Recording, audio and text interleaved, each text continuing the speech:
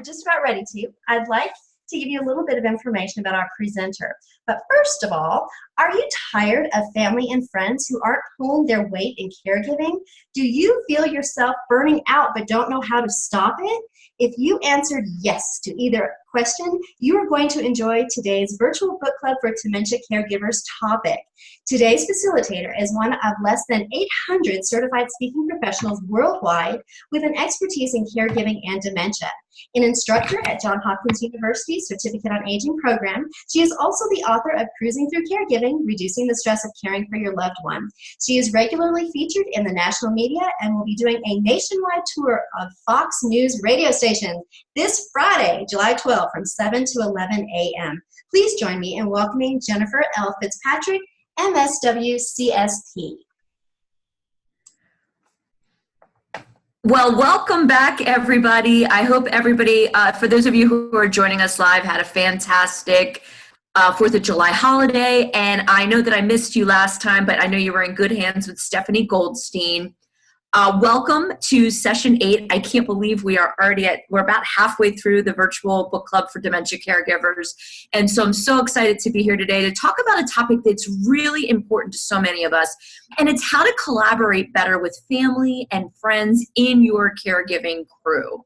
So before we jump in, I want to, as always, say a big, big thank you to Hilarity for Charity and Oasis Senior Advisors. This book club would not exist without them. I'm so grateful for their support, and we'll hear a little bit from them in a little while, a little bit more about what they can offer to you, the free services that they have for you, and how you can participate with them if you would like. But before we get into the content, I'm so excited today to welcome Lakelyn Hogan, MA, MBA. She is the Caregiving Advocate with Home Instead Senior Care Corporate, which have franchises all over the country. So, Lakelyn, whenever you're ready, we welcome you to join us. There she is. Lakelyn is the Caregiver Advocate with Home Instead Corporate, and in addition to having an MA in Gerontology, a Master's of Business Administration, she's actually going to be she's working on her PhD in gerontology from the University of Nebraska at Omaha, and she will be Dr. Hogan around 2021. So we're really excited for her. Before I invite Lakelyn to chime in on our topic, I just want to say that Lakelyn is really one of the big reasons that the partnership with Hilarity for Charity and Cruising Through Caregiving and Oasis came to be.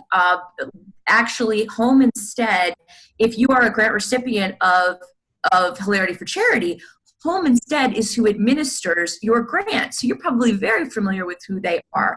And actually, Lakelyn was the one who was able to introduce me to Hilarity for Charity. And so actually, I don't think any of this would have ever happened without her support and help. So we are so excited to have you here today, Lakelyn. Thanks for joining us. Thank you so much for having me. It's so fun to see this book club come to life. I know you were talking about wanting to get connected with Hilarity for Charity, and it's so fun to see all the different topics that you're covering because they're all so relevant. There's so much that goes into the caregiving journey throughout the various challenges, but there's so many great resources out there, and so this book is one of those great resources. I think it's a great book with a kind of a fun theme to make it really enjoyable. Cruising Through Caregiving makes it easy to cruise through the book. So Jennifer, you've done such a wonderful job with this. Thank you so much, Lakelyn. Yeah, so thank you for having me. I'm really excited to chat today about the topic.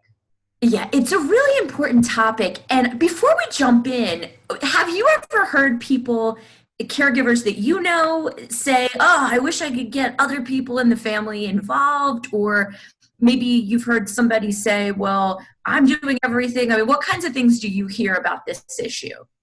Those are the exact things that I hear. I wish that I didn't, because that would be a perfect world where every family, each family member is helping, chipping in friends are knocking down the door wanting to help. But the reality is we all live very busy lives.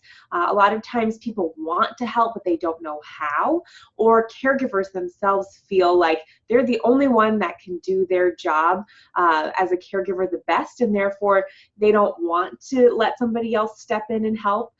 Some of us have a perfectionist personality. I'm admitting that right now. I probably will be that someday with my parent. But it's really important to allow people to come alongside of you, because you're not in this journey alone. And that respite, that time away from the caregiving situation is so beneficial to recharge the batteries and really give you kind of the fuel that you need to continue on in the caregiving journey. So while it can sometimes be hard to ask for help, it's probably one of the best things that caregivers can do. And it also gives other people an opportunity to help out, because a lot of times they do. Again, they just don't know how. Right. And, you know, Lakelyn, I'm going to go out on a limb, and I'm going to say, I bet you're not going to be, even though you admit to having a perfectionistic personality. We actually, believe it or not, in the chapter on martyr syndrome, we talk about that a lot of times if you consider yourself to be type A or perfectionistic, you are at risk to try to do everything. But I think that you won't, because of your experience, and because, you know, as a caregiver advocate, you might have that tendency, but you know that's not going to be good for me. It's not going to be good for my parents if I'm the only one. Absolutely. And well, I'm fortunate. I'm of a family of 4. I'm the oldest. So I'm kind of the stereotypical oldest female daughter that usually steps into that caregiving role. But I have a sister who is a nurse, a brother who's great at finances. He majored in accounting, and then a sister who's a total social butterfly. So I know I'll be outsourcing some of those things to them. And you're right. After working with caregivers for all this time, I know that that is so important. And so I hope that I can, relinquish a little control in those various areas and let people help out as I need that help throughout my journey. Well, you bring up an interesting point, because you just talked about all the strengths of your siblings. Yes. Mm-hmm. And that you all have different strengths. And one of the ways that we can engage others in the family and friend network is by looking at what are they good at. Yeah, absolutely. Drawing upon people's strengths will hopefully help them want to help out even more. So yes, I know within my own family unit that I have a brother who's great at numbers, and I have a sister who is already in the healthcare field. And so hopefully she would step in to maybe go to appointments with my mom or dad, or, take on maybe some more of those medical caregiving tasks. But you're right. I think looking for those strengths and where people have the time to contribute. And it might not be that hands-on care, that day-to-day care, but it could be those little things that take you as a caregiver, 10, 15, 20, 30 minutes that somebody can help take off your plate, whether it's, doing some online shopping for you and having it delivered. That's one of the beauties of today's day and age. You can have anything delivered to your doorstep, but it does take a little time to place that order. Or, hopping online to do a little research for you. Maybe it is on options for professional respite care or memory care facilities, those types of things, even having them help out in those capacities. Or maybe it is they have the time to come over and be with your loved one for a little bit while you get out to take care of your own care needs. We know that self-care is huge. I'm sure you have a chapter or 2 on that. But yeah, just figuring out who is available to help, who is in that kind of your network, your social network. I'm not just talking about Facebook, but who are you connected to, in your neighborhood, in your family. Maybe you have a faith community that you can reach out to for help. So trying to figure out who is available to help, looking for those strengths, looking for people who have time, that can really help out, or even just drop by a meal, pick up a few extra groceries on their outing to the grocery store and drop them at your house. Those little things, again, while they may seem like they only take up a small chunk of time throughout the day, if you add some of that together, it really can make a big impact on your day-to-day caregiving. Definitely. So I want you to hold those thoughts because we're going to get back to those in just a couple of moments, because all of that really does add up for sure. So just as a quick refresher, we definitely talked about this in the first session of the book club, but also in subsequent sessions. And I know some of you are live with us and some of you are watching after the fact. But we talk about the concept of the primary, the secondary, and the tertiary caregiver. So let's refresh on that. And Lakelyn, I'm going to ask you, when we get to the primary, the secondary, and tertiary, so what are some of those tasks? Like the primary, I liken that in Cruising Through Caregiving to the captain of the ship. Mm-hmm. There's really usually only one primary.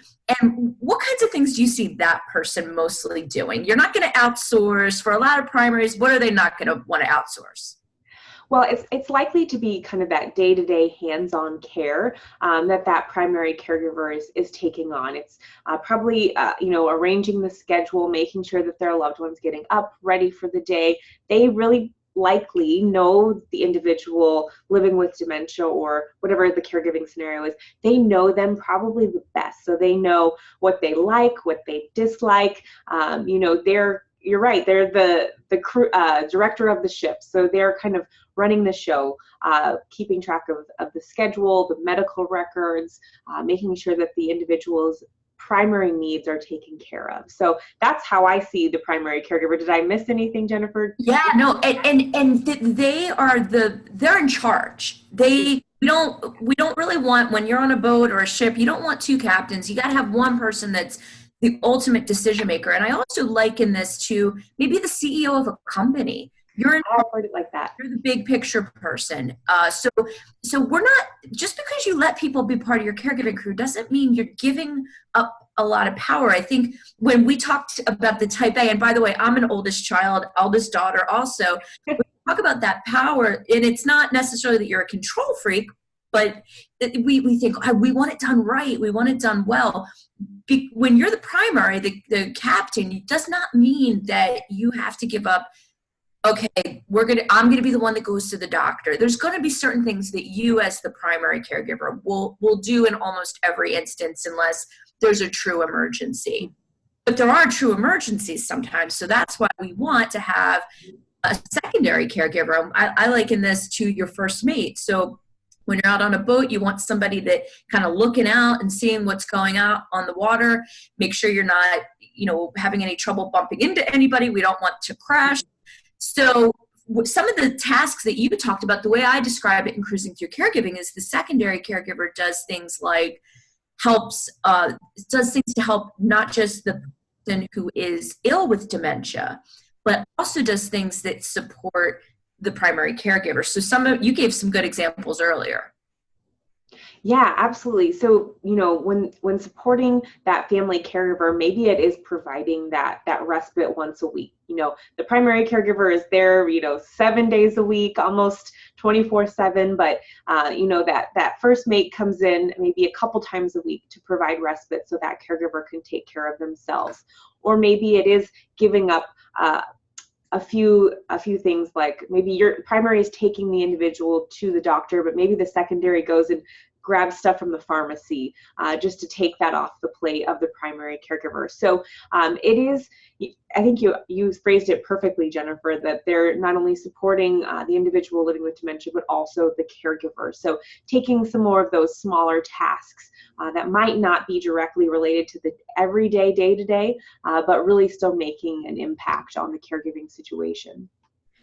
And then the tertiary, I liken that to somebody that's a dockhand. So somebody, when you're out, it's on the water, if somebody's on the marina or on the dock when you're trying to get in and you got some help pulling you in, especially if the water's rough that day, it really does help. So this is somebody I like to think of as they're not going to really have any direct contact with the person with dementia. So this opens up the possibilities for so many people that, like, I think you talked about your faith community. Mm-hmm. They don't need to know your mom or your husband, or can you think of anybody else that might be falling into that tertiary category? Yeah, well, it could be a good friend who you call on a regular basis or meet for coffee, who you can maybe kind of vent some frustrations to, or maybe it takes you out of the caregiving situation and you finally catch up on what's happening in your friend circle, or you gossip about the latest TV soap opera, something of that nature, just again to kind of refresh.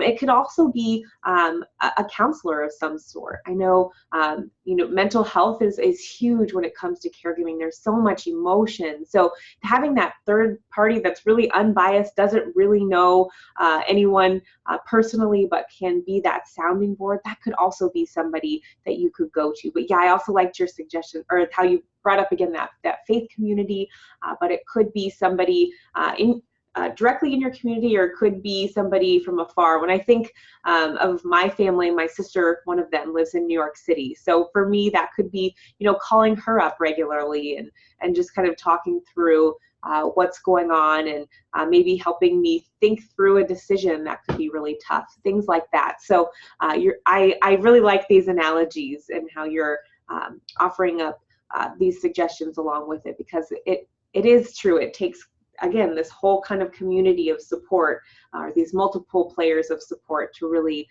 impact in a positive way the caregiving situation.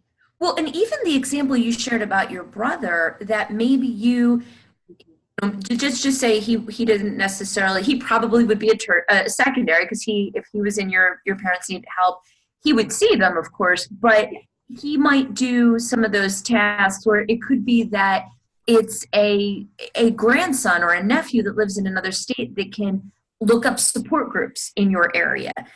Internet research is one of those things that people can do. That's a way people can contribute when they live far away. And some of that internet research is really, it can be time consuming, as you said.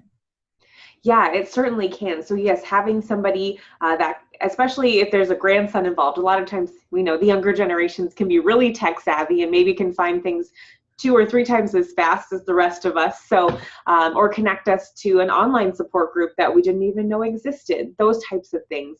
You're absolutely right. So they don't have to be physically present. They can definitely be supporting from a distance. And we see that a lot in families now. They're starting to spread out. Our friends move away, but we can still stay connected to them, and they can still help us along that journey. One example that I loved, I heard from a colleague once. She had parents in another state that needed care, and she would fly out there about every 6 or 8 weeks to the other state to help the primary caregiver, give them respite. So she was a secondary. But one of the things that her parents' friends did, so let's say the parents' friends are in Omaha where you are, and they were saying to my colleague, when you get out here, use our car. That's a way you can save some money. So they're not taking the mom and dad to the doctor. They're not staying with them. They're not helping out in the bathroom. But they said to the daughter, here, take our car. That's a way you can save a little bit of cash. Because long distance caregiving can be expensive. And I know my colleague really appreciated that. And that's a way that they were able to help too. Wow, I love that story. I think that's such a great example of that dock hand, that third, or that kind of third outer ring, if we think about these kind of in rings. That's how I visualize it. A great way that you can contribute. And another way could be just dropping off a meal. You don't really have to, engage in the caregiving duties of any sort, but I'm sure dropping off a meal can make such a big difference, especially with caregivers. Your plate is so full so much of the time, thinking about what I'm going to make for dinner, when I'm going to have time to prepare it, can be super stressful. So even that small kind gesture can, again, go a long way. Yeah, there's so many ways to contribute, and I think it's time for us to do a little poll and talk a little bit about the state of where we are right now. So we're talking about all the ways that we can contribute. But for those who are on live, I'm asking you to consider what statement most applies to you, and you can pick all that apply. And so if you're currently a caregiver, or if you have been, are you the primary caregiver and the only one caring for your loved one, like Lakelyn claims that she would be? Or are you the primary caregiver, you do most of the work, but you would like some help? Or are you a primary caregiver, you let others help, but you feel like, nah, not worth it. They just mess things up, or it takes too much time or work to show them what to do. Are you a secondary or tertiary who want to help out more but aren't sure how? That happens to a lot of people. You're doing too much and you need to get help before you burn out. primary caregiver, have plenty of help, not suffering from burnout. So I want everybody to write in, just click on the ones that apply most to you. You can pick as many as you want.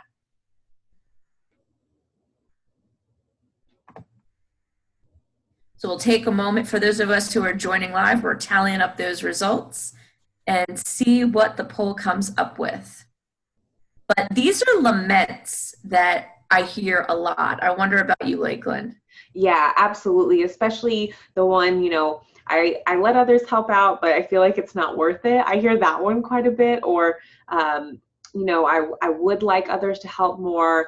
I also hear I'm doing too much and I need to get help before I burn out. I hear that one a lot, which goes back to that self-care. It's so important. So I love that you're asking these questions because I'm excited to hear back. Wow, this is very interesting. So today we have secondary and tertiaries on who, this is 100%. We've never had this in a poll before on the book club so far. 100% have said, I'm a secondary or tertiary who want to help more but are not sure how. Wow. Okay, so we're going to steer the conversation as much as possible in that direction, although there could be people who are listening that have other thoughts, but we'll definitely talk about that, how to get more involved if you want to. And I commend the secondary and tertiaries who are on, because a lot of times if you're not the primary, you're not even necessarily thinking about caregiving. So that's really fantastic. Thank you, everybody. So we'll cover all of that, but we're going to definitely spend some extra time with those for the secondary and tertiaries. So in cruising through caregiving, this is a direct quote, almost never are the caregiving duties split equally between all the members of the caregiving crew. I rarely see this. I don't know about you, Lakelyn. Yeah, I would completely agree here. Yeah, there's rarely ever a completely equal split. There's usually one person that steps up and does the bulk of the work. Sometimes I'll see, maybe a family where there's two sisters that are really involved and then a couple other siblings that are not. So sometimes there's maybe two people that are almost pulling equal weight, but never really where it's completely equal. Everyone is happy living this kind of dream-like caregiving journey. I wish that exists. I hope that for people. And if you're in that scenario, gosh, I know there's a lot of people out there that would envy you. So yeah, I rarely see this, but I think that there are ways that, of course, people can reach out and, help out if you're the secondary or tertiary, or if you're the primary, reach out and say, hey, the ship is sinking. I need some more help over here. Right. Great. I like that. Like the ship is sinking. But yeah, so you always hear this. I at least always hear this, and I'm sure many of you have felt, why am I doing most of it? Or why does my sister do most of it and my brother does nothing? And sometimes it's the brother. It's 60% women, 40% men caregiving, but you look at this and it doesn't feel fair. And the thing about it is it's not going to be fair. It's usually not going to ever feel completely fair, but how do we make it feel better? How do we reduce the stress of this? So let's talk a little bit about that. We go through the rest of this. So when you're a secondary or a tertiary, I think it's important to realize that most of the time, the primary caregiver, if you feel like you're not you'd like to do more, it could be that the primary caregiver is in what we call martyr syndrome. And we actually talked about that in session 7, that they feel like they have to do everything. We did a whole session on how to get yourself out of martyr syndrome, how to recognize it. So if you feel that your primary caregiver that you're being a secondary or tertiary to is in martyr syndrome, where they have to be in control, they're pushing people away, I think it's really very important to try to gently keep offering.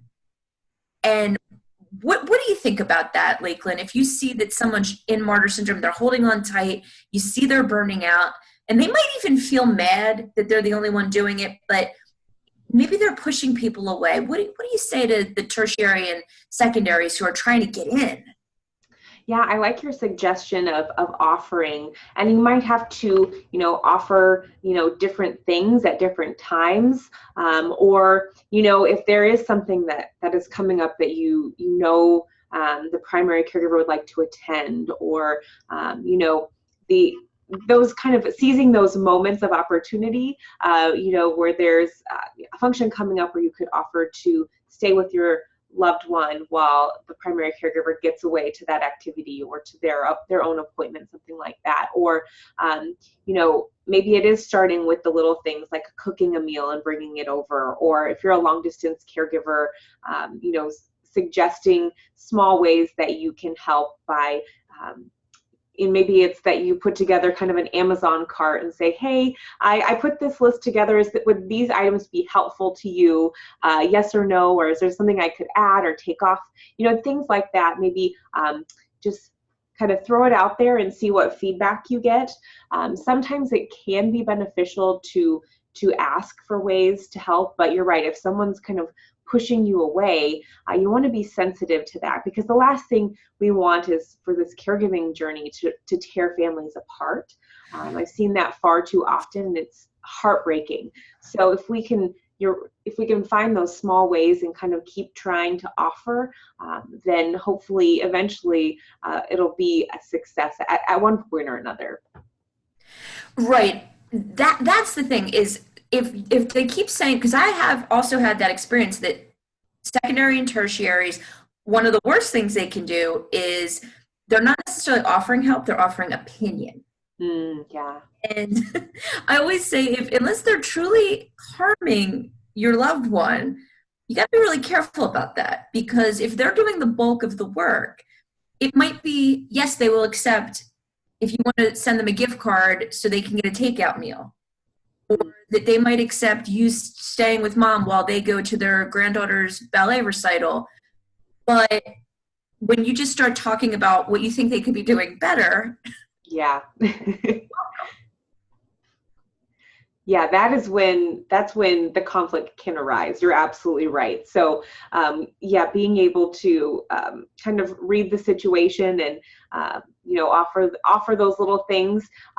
But yeah, when you get to pointing fingers and offering up better ways to do things, it can be a sticky situation. I think back to when I first started out in this business. If I could offer advice in this one scenario to younger Lakelyn, I totally would have, because I was watching this family.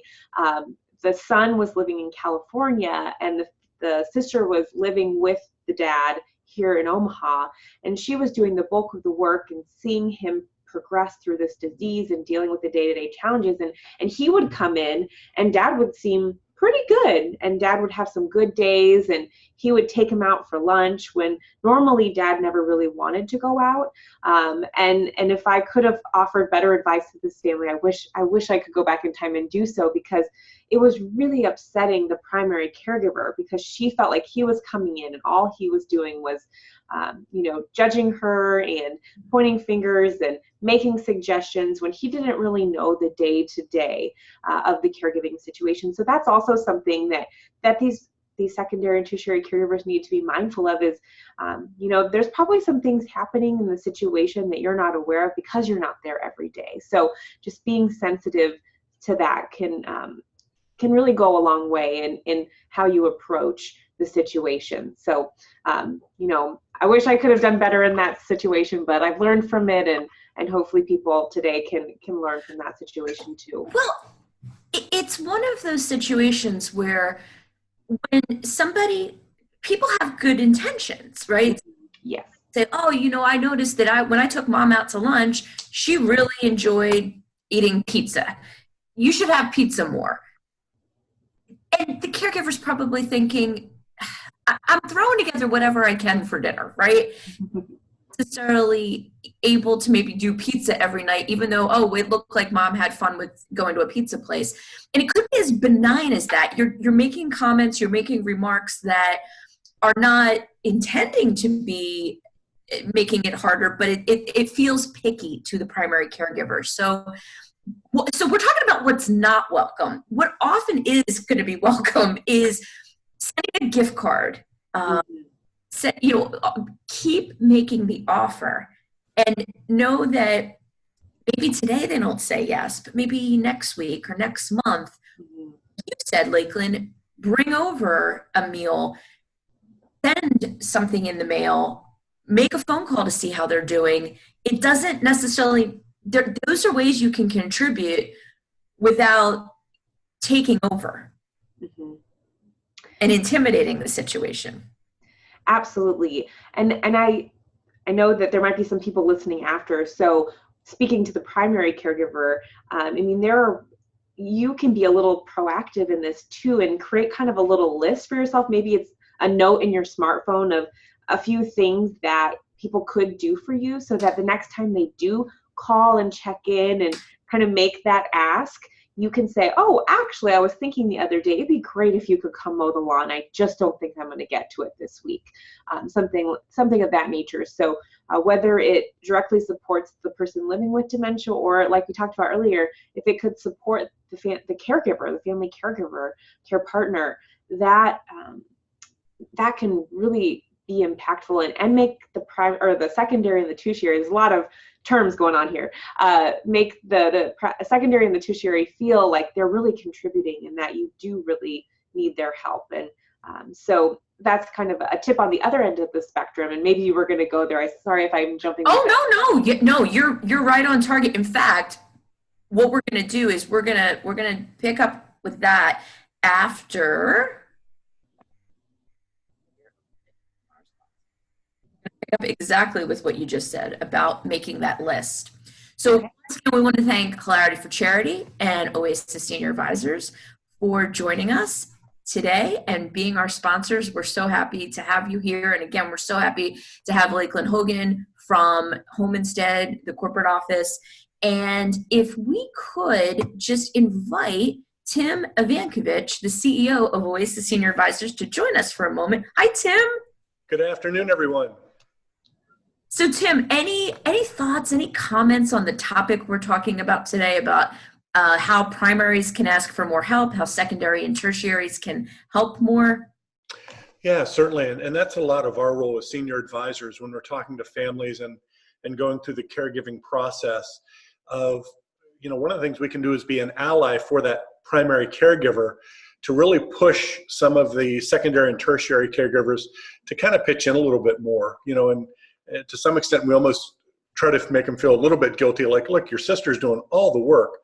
Perhaps you could do just a couple things to help out with mom or dad during the week or whatever. So we can be that ally for the primary caregiver, and we do see that quite a bit. So, and it's great to have Lakelyn on today. We have a great relationship with her franchisees and our franchisees. We do a lot of cross-referring because our preference, as in almost everybody, is to try to keep that senior in their home as long as possible. We would love to have them age in place as long as possible because they're comfortable, as long as they're safe, and with great companies like Lakelyn's along, that's wonderful. But when they can't, then it's an opportunity to turn to someone like Oasis and help that. So we love that relationship we have with her group, and certainly with Jen Yu and Generations Health, and certainly with Hilarity for Charity, RJ and his group. So this is just a great, I think, culmination of a lot of assistance for those caregivers that really could use the help. And the wonderful thing about this partnership is there is a place for all of us. Home care, Home Instead is so important. Helping people stay at home as long as they can, because that's a lot of people's strong desire. But Oasis can help if it gets to the point where it's not possible to stay home. So Tim, how does somebody get hold of you? And again, we should remind our participants that working with the Oasis Senior Advisors is free. They will help you to identify senior living that if you come to a point where you feel like your loved one might benefit from it, they can help you with that. How do they go about working with you? Yeah, very simply. Go to our website, oasissenior-advisors.com. There's a link in there that will take you to our local franchisee, to your area, and start the conversation. And as Jen said, our service is absolutely free. Doesn't cost the family a penny. So it's a free service that can really help you wade through the challenges of finding that right assisted living or memory care for your senior. Thank you so much, Tim. Thanks for all you're doing for the virtual book club for dementia caregivers, and thanks for all you're doing for older adults and their caregivers and persons with dementia. Thank you. Our pleasure. Thank you. And thanks again, Lakelyn, for being on today. Oh, my pleasure. Thank you. And I'm going to go ahead and now welcome RJ Mercedes, Director of Programming and Development with Hilarity for Charity. Hey, RJ. Hi there. So, RJ, tell us what's going on. Anything new going on with Hilarity for Charity? Always new things going on with Hilarity for Charity. We're just, again, thank you to everybody that's joining us live. And I know that we're getting a lot of views afterwards. So if you're not, obviously, if you're watching this after, it's on our YouTube page. But I would say something we're really excited about. I think I mentioned it a few weeks ago, but I want to reiterate it, is the power behind storytelling. Really kind of the theme I'm hearing today is you're not in this alone, and how by just sharing stories, we're really building this community. So we have a portal on our website called Many Faces of Alzheimer's, where we're trying to collect as many stories as we can to show the diversity of people that are involved, unfortunately, in this disease, but the ways that people are connected and supporting each other. And we're going to be launching a intergenerational storytelling competition starting in October with a bunch of partners like AARP, Generations United, Memory Well, National Scholastic Press Association, so a lot of different groups to see how we can have high school students and college students tell stories of somebody living with Alzheimer's. So we're really excited to launch that soon, and you can sign up to learn more about that on our website. Yeah. And RJ, in case anybody is for the first time viewing or joining us, can you share a little bit about the grant program and how to apply if someone feels that it would help their caregiving situation? Definitely. So we have a very strong and amazing partnership with Home Instead Senior Care, which makes this grant program possible. So for anyone that's interested, basically there are a couple of qualifiers: that your loved one is professionally diagnosed with Alzheimer's or another dementia, that they are living at home, and that you as a caregiver are suffering emotional or financial hard burdens right now. So you can either go to hilarityforcharity.org, or you can go directly to helpforalzheimersfamilies.com to learn more about the grant. So you can submit it online. We find, and it was kind of thinking as I was listening to Lakelyn speak, and so this is another way that tertiary and secondary caregivers can help, because sometimes it's the actual caregiver that's completing these applications, but we find that children of parents that are the primary caregiver are helping them, their neighbors are helping, or social workers are helping. So we find that there are a lot of people that are able to complete these applications. So you can submit it all online, and within 60 days we make our decisions and hopefully able to provide that free relief to families right now. So we kind of say, while there isn't a cure, there is care, and we're here to help. And what a wonderful suggestion. Speaking of the caregiving crew, collaborating with friends and family, that is something that you can delegate. So if you are viewing this program and thinking, well, maybe I would be an appropriate candidate for a grant where I could get some free home care from Home Instead through Hilarity for Charity, have your granddaughter fill it out or have your sister fill it out. That's some way somebody else can contribute on your behalf as a primary caregiver. So what a great suggestion, and very much in line with what we're talking about. So RJ, thank you so much. hilarityforcharity.org, oasissenioradvisors.com. Thank you both for sponsoring this. We're so pleased to be working with you. So thank you very, very much. Thanks all.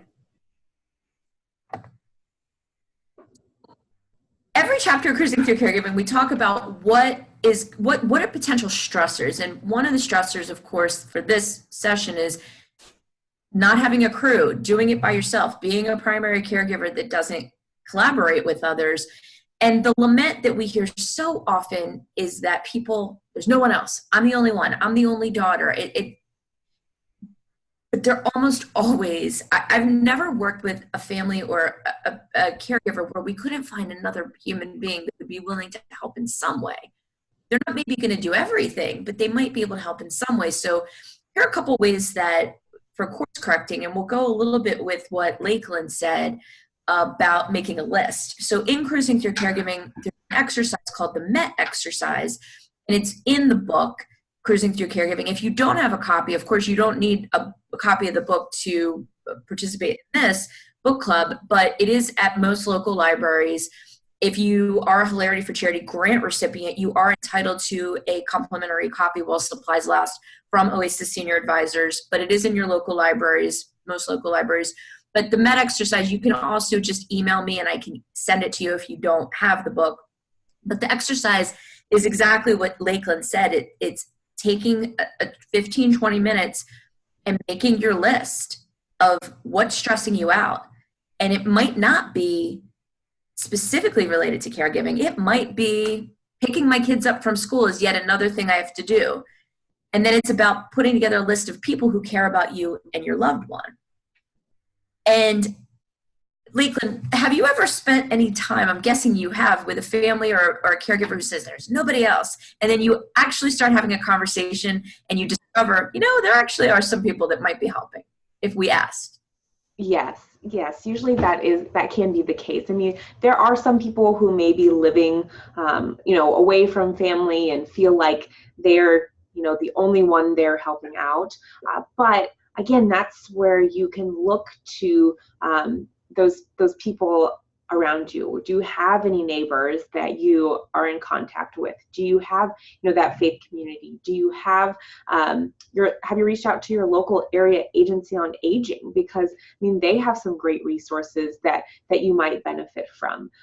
There's respite companies like Home Instead Senior Care. We work with a lot of people who feel like they don't have a lot of people that can help out, or maybe their other family members are busy and whatnot. So, and there's a lot of companies out there like ours. So even if we're not where you are, there's lots of options. Or in some communities, there's volunteer programs where volunteers can come out and spend a little bit of time helping out with a variety of things. And it could be, like I mentioned earlier, mowing the lawn for you, or, helping you fix that broken ceiling fan that you've been wanting to get to but just haven't gotten to yet. Or so you just have to do a little bit of digging, and as a caregiver, when you're so overwhelmed with everything that's already going on, doing that digging is what kind of takes time, but it in many situations is helpful in the long run. So you may feel like you're giving up some extra sleep after you get your loved one tucked in for the night to do some of that research, or calling around while your loved one's maybe taking a snooze during the day. But it's going to be those kind of pieces of outreach and investigative work that I think will pay off in the long run in helping provide you with that little extra support that is, for many people, so needed. Well, the MET exercise, it's about emptying your brain of what's stressing you out, whether it's caregiving related, whether it's related to your job, and it might be that you can delegate. If you're a working caregiver, it might be, maybe I can delegate something at work. Maybe I can, or if it's something in your personal life, maybe, okay, well, my volunteer commitment, maybe I need to put that on hold right now until I get to a more stable place with what's going on with my loved ones. So it's about emptying out your brain of what's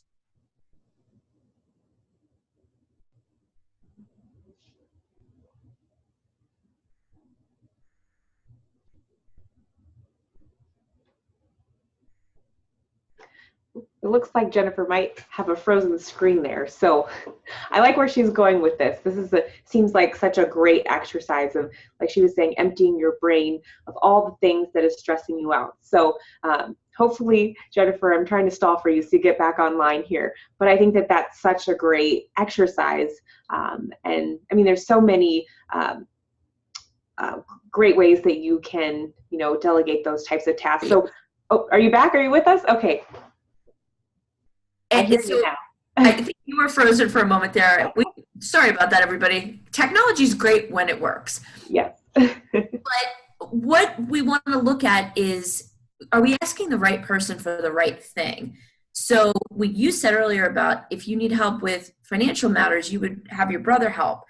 If you're looking for meals, I'll bring something from a takeout place, but I'm probably not the best person to ask to cook a meal, but I would do a lot of other things to help.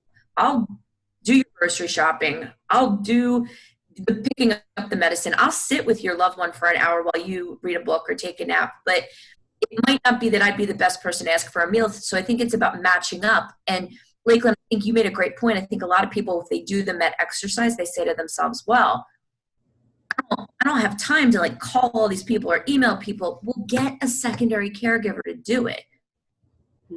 People that's on your list as a friend, a family, a neighbor, somebody from your faith community, give them the list of people and say, let them know I'm open to help. The big thing I think is there are going to be people in caregiving that let you down.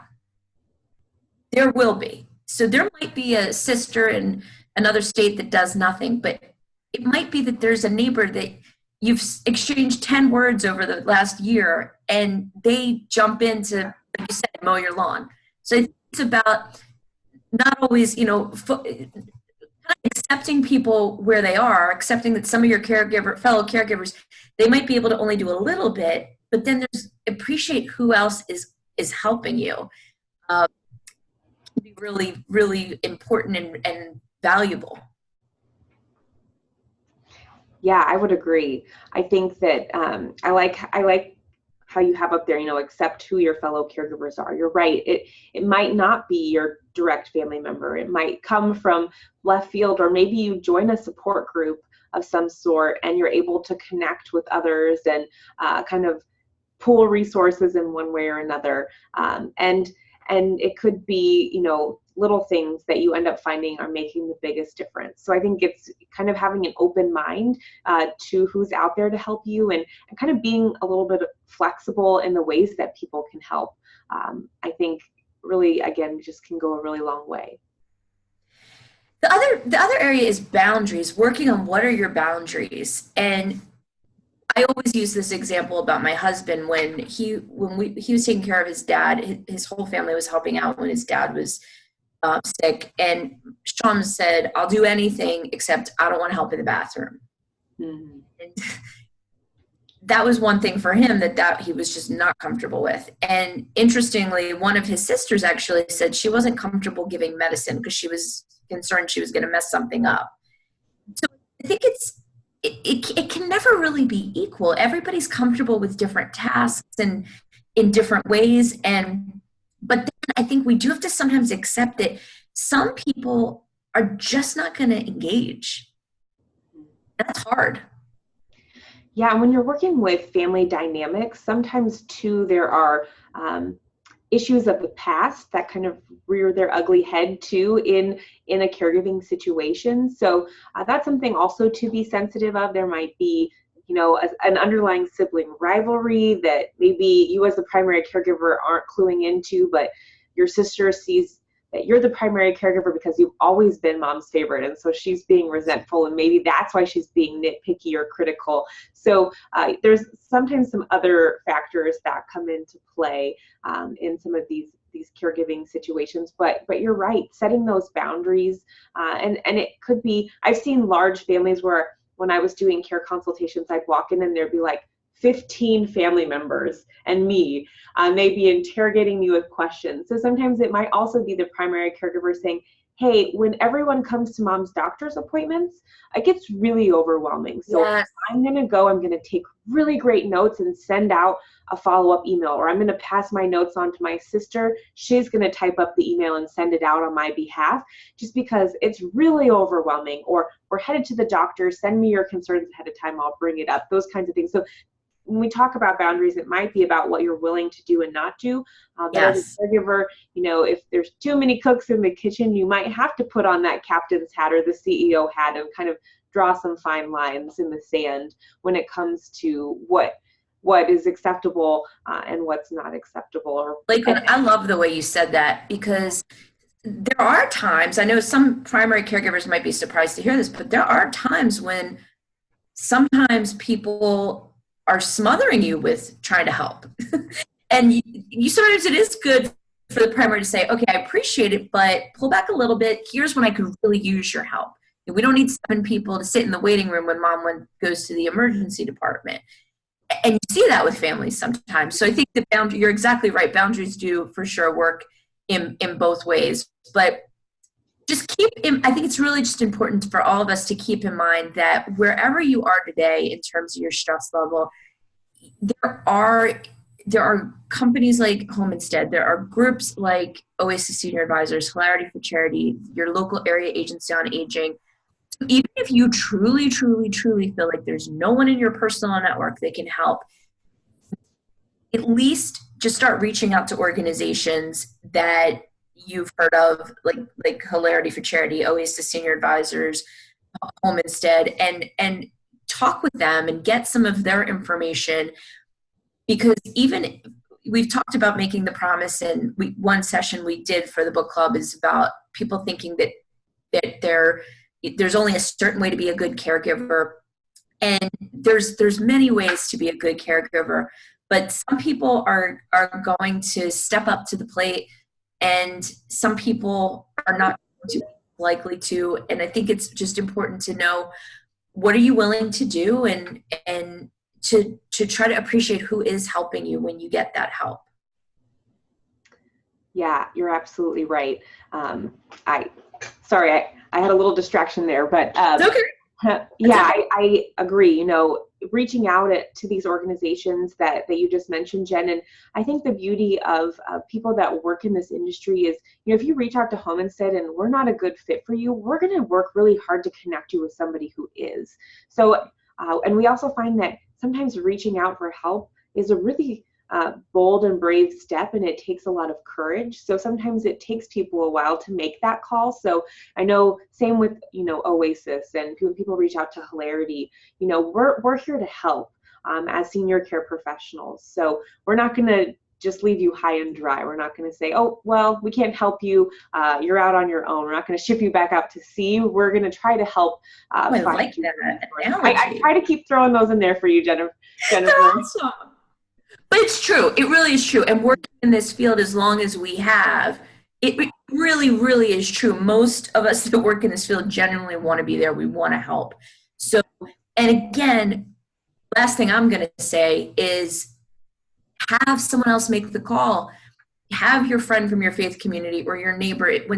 If nothing else, if you're not going to let them do anything else, have them call Hilarity for Charity. Have them call your area agency on aging, your Oasis Senior Advisors, your Home Instead, just to get the information or to fill out the online form. That's something that you absolutely can outsource. So I want to say thanks again so much to Hilarity for Charity and Oasis Senior Advisors, because without them, we couldn't make this happen. And we really appreciate their sponsorship. And I want to say a big thank you again to Lakelyn Hogan with Home Instead Senior Care. Just a last word, Lakelyn, tell us a little bit about Home Instead, how we can help, how they can help you. Yeah, absolutely. Well, thank you so much for the opportunity to be on today. I've loved this conversation. Whenever you and I get together, Jennifer, we could talk for hours, I feel. So yeah, Home Instead Senior Care, we're an in-home care provider. We can provide a variety of services. It's really tailored to meet your loved one where they're at. We do have specialized Alzheimer's and dementia training for our caregivers that we send into the home. So we can help with things like bathing, grooming. We can help prepare meals, do some light housework for you. Really, our job is to help fill in the gaps where maybe you need some extra assistance. We don't want to replace you as a caregiver, not by any means, but come along and support you in that journey. And because we train our caregivers, they understand Alzheimer's and dementia, the signs, the symptoms, how to, redirect your loved one or engage them in meaningful activities. So, if you're interested in learning more, we have offices all across the United States. We have 650 locations, so there's likely one near you, and you just visit homeinstead.com. You can do a zip code search to find the office nearest you. Just give them a call, and they'll come out and do a free care consultation to tell you about our services, see if it's a good fit. And like I mentioned earlier, if it turns out not to be, they'll help you get connected to resources. But I also love our grant program with Hilarity for Charity. So if you feel like, man, I don't know if I can afford senior care services, but could really benefit, of course, apply for that grant as well. And that's at helpforalzheimersfamilies.com or the hilarityforcharity.org. So thanks for the opportunity to share. Wonderful. Wonderful. Thank you all. And any last comments or questions, feel free to jump in. For next week's book club, we are going to be talking to Mary Beth Bersani with Argentum, the Chief Operating Officer of Argentum, and we're going to be talking about different services in senior living and what they can do to help you. So we hope you join us next week. If you have questions for me or Mary Beth, please feel free to send them to Jen at generationshealth.com. Thanks, everybody. See you next time.